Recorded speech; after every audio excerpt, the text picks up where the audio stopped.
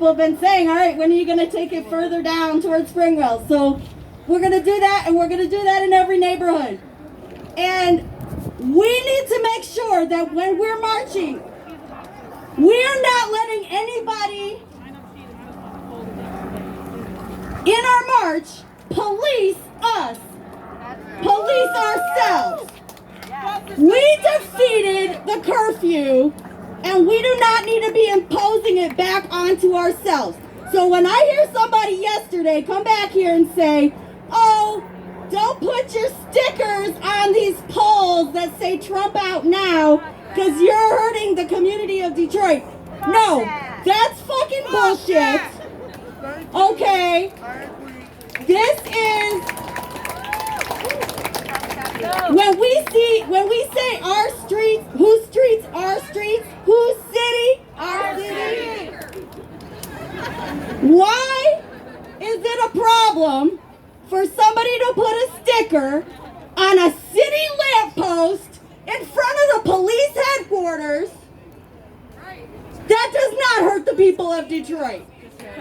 Okay? And anybody who's telling you that, whether they know it or not, they're doing the police's job for them. We have no use for it.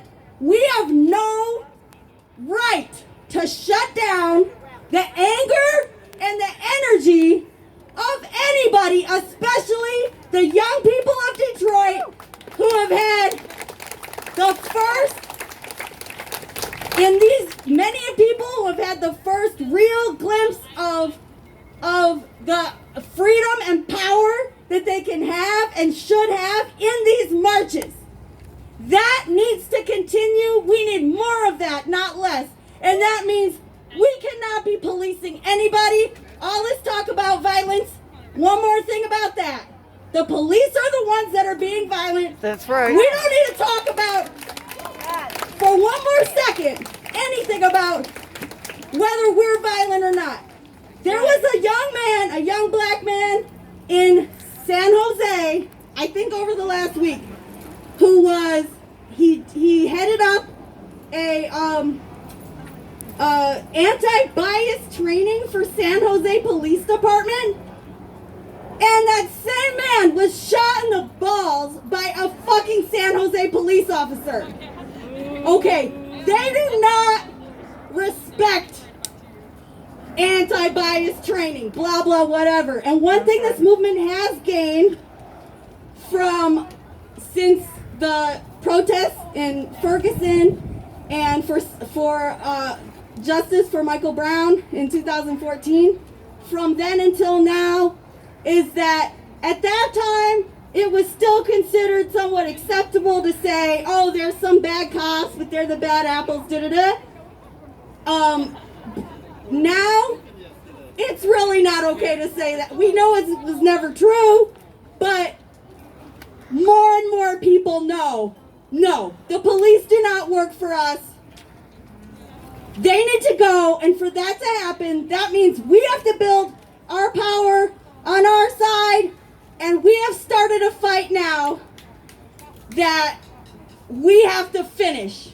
We have to get Trump out now, because the fight that we've started now has made the stakes even higher.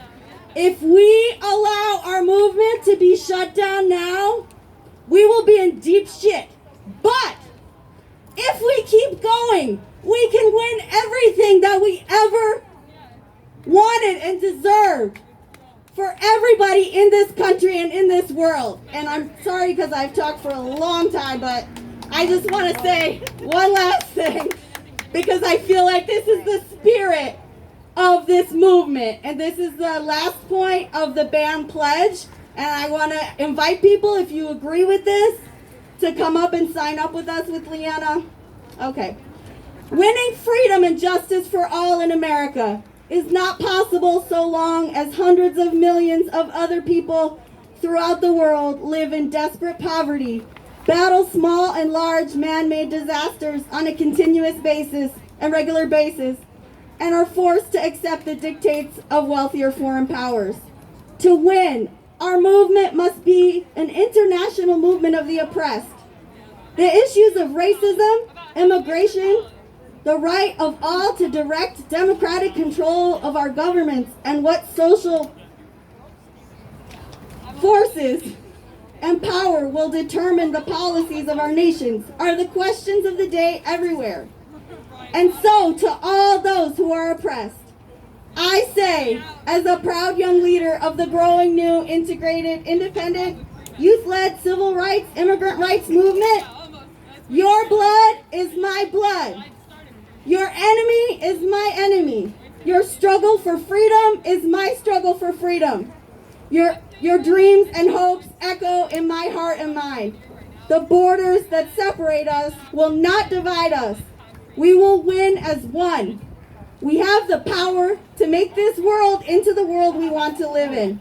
We can, if we act, create a new society in which the needs of humanity come before the enrichment of a few. And for the first time in human history, human beings can finally think, love, and socialize as equals while protecting and realizing the great potential of both human beings and all that inhabit this earth. Thank you.